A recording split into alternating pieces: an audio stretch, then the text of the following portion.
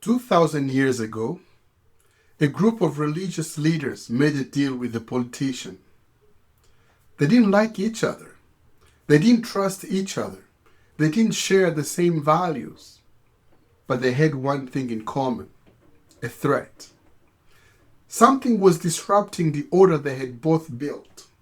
Something was pulling people away from their institutions. Something was making their authority look fragile. So they made a deal. The politician got legitimacy. The religious leaders got protection. And the man they both feared was executed.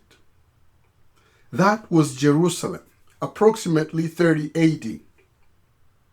The Roman Empire, a governor named Pontius Pilate, a religious council called the Sanhedrin, and a man named Jesus of Nazareth, who threatened everything both of them had built. Now, fast forward 2,000 years. A group of religious leaders, the leadership establishment of the American Evangelical movement, makes a deal with a politician named Donald Trump. They don't fully trust each other. They don't share the same values, but they have one thing in common: a threat. The social and cultural shifts happening in America, gender identity, reproductive rights, diversity frameworks in public institutions, each of these feels like an assault on the moral order they built. Something is pulling people away from their institutions. Something is making their authority look fragile. So they make a deal. Trump gets legitimacy. The evangelical leadership gets protection. Same architecture, different century. This video is about that deal, how it was made, why the cracks that are already appearing are not a surprise. They are a pattern, because we have seen this before and we know how it ends. Here's what I want you to watch for as we go through this. Every alliance like this one moves through recognizable stages. It forms around a common threat. It consolidates around shared wins. Then the dominant partner begins to absorb the identity of the junior partner. And eventually, the junior partner faces a choice that the alliance itself cannot survive. We are going to walk through every one of those stages today, starting with 2,000 years ago and ending right now. The religious leaders who crucified Jesus are back, and they selected Trump.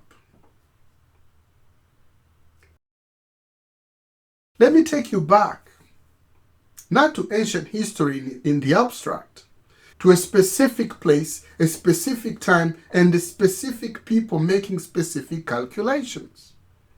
The place is Jerusalem. The time is approximately 30 AD. The Roman Empire controls almost everything, and in this corner of the empire, a small, restless province called Judea, Rome has installed a governor. His name is Pontius Pilate. Pilate is not a true believer in anything except order. His job is to keep this province quiet, keep the taxes flowing to Rome, and keep his career intact. He has soldiers. He has authority. He has the full weight of the empire behind him. But he also has a problem. Judea is not easy to govern. The Jewish people have a deep identity, religious, cultural, historical, that resists absorption into the Roman system. They are not like other provinces. They have their own law, their own leadership, their own sense of destiny. And any governor who mishandles that tension answers to Caesar. So Pilate needs allies inside the community. He needs people who can help him maintain order from within. Enter the Sanhedrin, council of Jewish leadership, 71 members, priests, elders, scribes, the most educated, most institutionally powerful religious figures in the region. They interpret the law, they settle disputes, they control the temple, which is not just a spiritual center, It is an economic center, a cultural center, the beating heart of Jewish institutional life. These are not simple men of faith. They are sophisticated institutional operators who understand that authority depends on a delicate balance, enough cooperation with Rome to survive, enough independence to maintain credibility with their own people. They are, in the language of our time, establishment figures. And they have a problem too. His name is Jesus of Nazareth. Now understand what Jesus represents to the Sanhedrin, not theologically, but institutionally. He's not coming with an army. He has no political office. He has no institutional backing. What he has is something more dangerous to an establishment than any army. He has the people. Crowds are following him everywhere. He is teaching in their synagogues without their permission. He is reinterpreting their sacred law without their authority. He is healing people, feeding people, calling out corruption publicly, directly, without apology.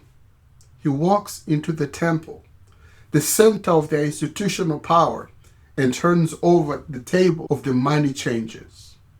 That is not a spiritual act to the Sanhedrin. That is a direct assault on their authority. And then there is the deeper threat. The people are starting to ask a question that terrifies every institution. Why do we need them? Why do we need the temple system, the sacrifices, the institutional hierarchy, when this man from Nazareth speaks directly to God and speaks directly to us? That question, if it spreads far enough, dismantles everything they built. So the Sanhedrin watches and calculates and decides that this movement must be stopped. But there is a problem. Under Roman occupation, the Sanhedrin cannot execute anyone. That power belongs to Rome. That power belongs to Pilate, which means to eliminate Jesus, they need the politician. Now watch how this deal gets made. Because the mechanisms are important. The Sanhedrin doesn't go to Pilate and say, we have a theological disagreement with this man. Pilate doesn't care about theology. They go to Pilate and say, this man is a political threat. He is calling himself King of the Jews. That is the challenge to Caesar's authority. And if you do not act, you are no friend of Caesar. They translated their institutional threat into his political language. That is the genius of the alliance. Each side speaks to the other's pressure point. The Sanhedrin gets Roman power to eliminate their theological option. Pilate gets the Sanhedrin cooperation to maintain order in a restless province. The alliance holds just long enough. But I want you to notice something before we move forward. Not everyone in the Sanhedrin agreed. There is a man in the record named Nicodemus. He is a Pharisee, a member of the Sanhedrin, an insider by every measure. And in the Gospel of John, he appears at two critical moments. The first, he goes to Jesus privately at night. He's curious. He's genuinely searching. He's not yet ready to be seen associating with this disruptor publicly. But privately, he cannot dismiss what he's witnessing. The second, when the Sanhedrin moves to condemn Jesus without a proper hearing, Nicodemus speaks up, quietly but clearly. Does our law condemn a man without first hearing him? He is outvoted. He is likely looked at with suspicion by his colleagues. But he is there. And his dissent is in the record. Nicodemus tells us something essential. The alliance was a choice, not an inevitability. Not the unanimous decision of an entire institution. A faction within the institution made a calculated political decision, and another faction, but this one named man, refused. That distinction matters enormously because it means the institution had a choice. It chose power over principle, and Nicodemus stood in the room and said, "This is not." What happened to the alliance after it delivered its results? Jesus is crucified. The Sanhedrin gets what they wanted. The disruption is eliminated. Pilate gets what he wanted. Order is maintained. But the alliance dissolves almost immediately back into mutual suspicion. Rome and the Jewish religious establishment continue to clash. 40 years later, in 70 AD, Rome destroys the temple entirely. The Sanhedrin cease to exist as an institution. Everything they protected through that alliance, the temple, their authority, their institutional power, is gone. The alliance delivered the short-term win and the long-term loss. Now I want you to hold everything you just learned.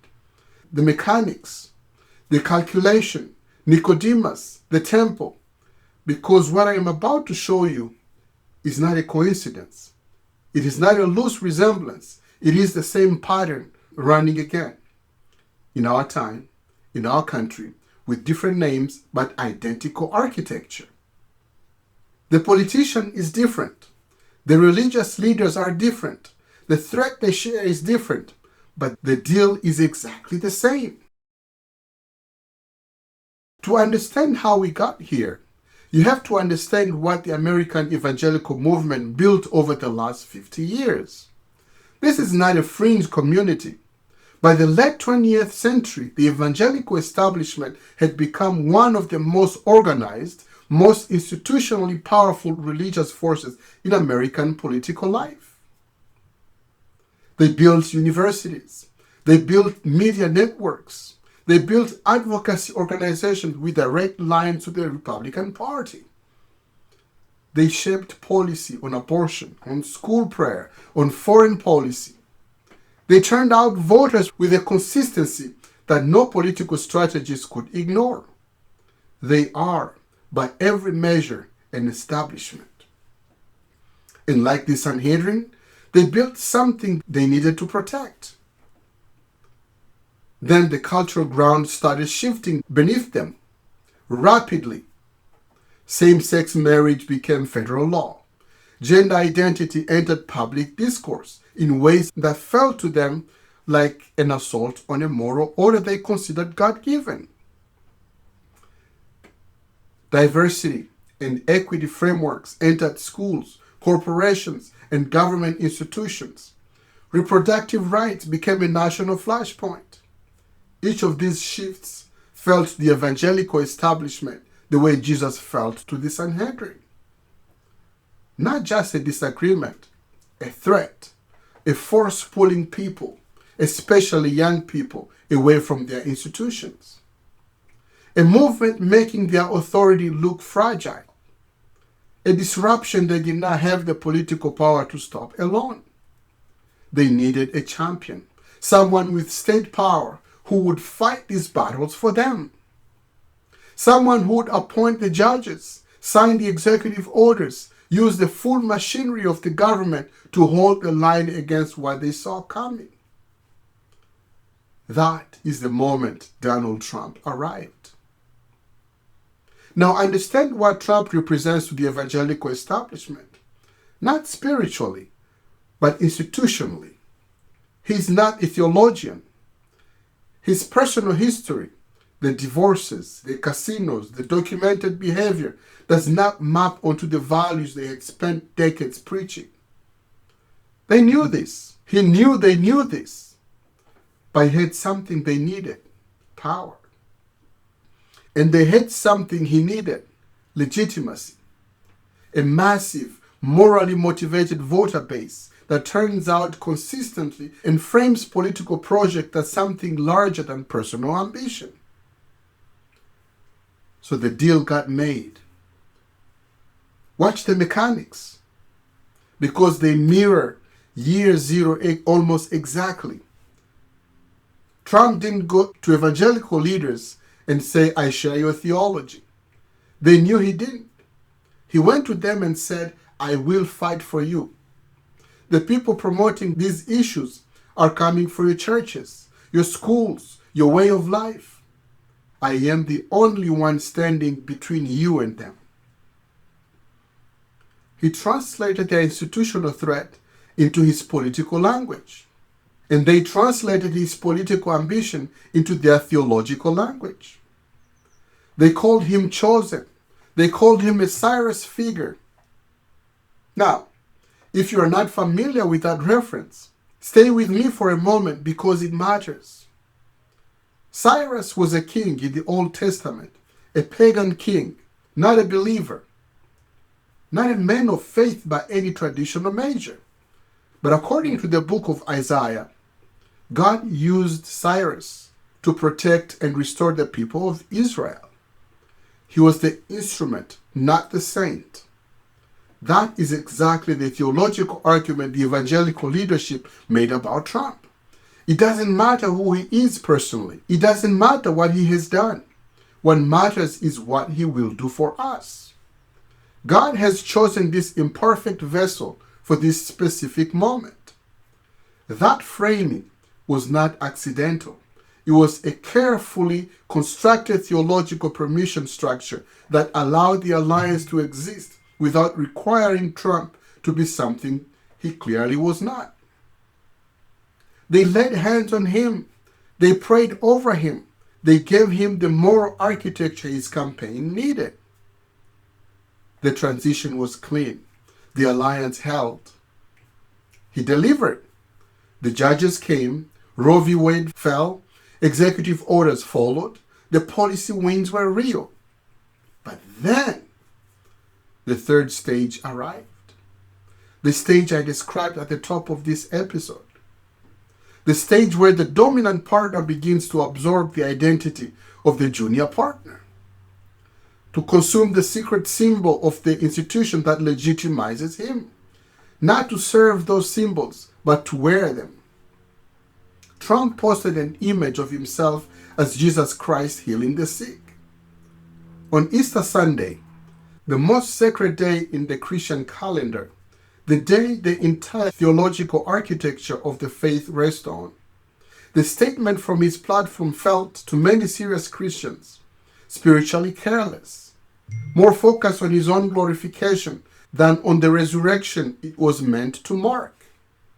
And something shifted because there is a line, even in a transactional alliance, that when crossed, forces a reckoning. When the politician stops saying, I serve your cause, and starts saying, I am your cause, the junior partner faces a choice. And here's your Nicodemus moment. Because not every evangelical leader absorbed those moments in silence. Some pushed back publicly at personal and institutional cost. Figures within the evangelical establishment who said, this has gone too far. This is not what we signed up for. This crosses a theological line we cannot defend. They are outvoted. They are marginalized within their own coalition, but they are in the record. And their dissent tells us, just as Nicodemus told us, that this alliance is a choice, not an inevitability. A faction made a calculation. Another faction is saying, this is not who we are.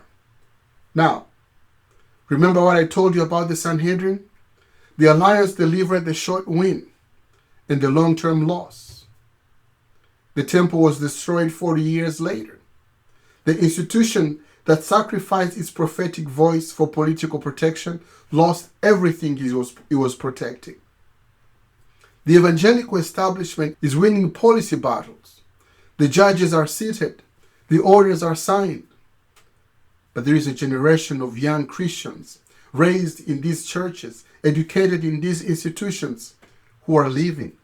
Not because of theology, because they watch their leaders trade the prophetic voice of the church for access to political power. And they cannot reconcile what they were taught with what they are witnessing. That is not a short-term problem. That is a temple destruction problem. The alliance will deliver. It already has. The question is, what will be left of the institution when the politician no longer needs it? Because in Rome, when the empire no longer needed the Sanhedrin, the answer was nothing. There is a document that saw this coming. The founders of this country had read their history. They understood this pattern, not in the abstract, but specifically. They had watched what happens when religious authority and political power merge. And they built something specifically designed to prevent it. That document is the First Amendment. And what it says about this alliance and where it's headed, that is in episode 2.